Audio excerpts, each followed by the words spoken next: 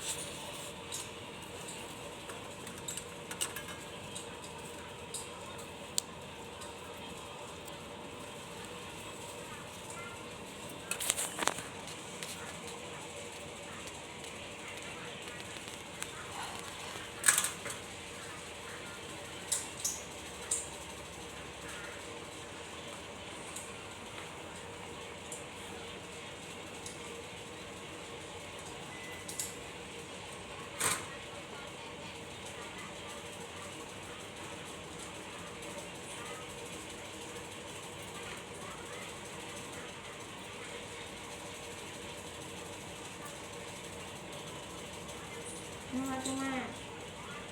นะครับเดี๋ยวน้องจะต้องแก้ห้องตะแคงน้องลูกเป็นแหกซุ้ม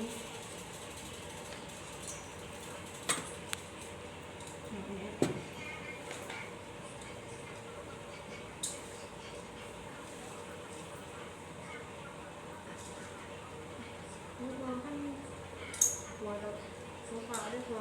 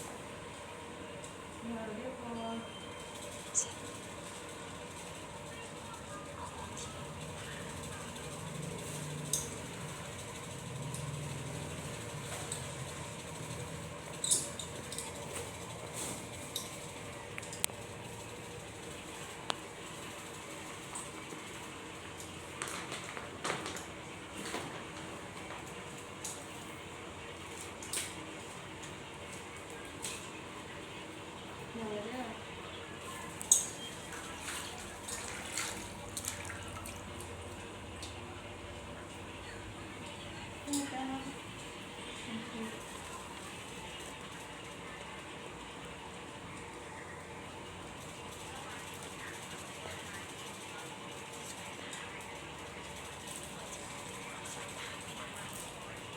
เข้าช่วงไทยเหมือนเวลา12 โมงเคยเนาะเข้าในช่วงไทยพอแล้วถ้าพอเจ๊ของที่ว่าถ้าบอกเนี่ยพอไปบอกหมอหรือพยาบาลอะไรแล้วพอ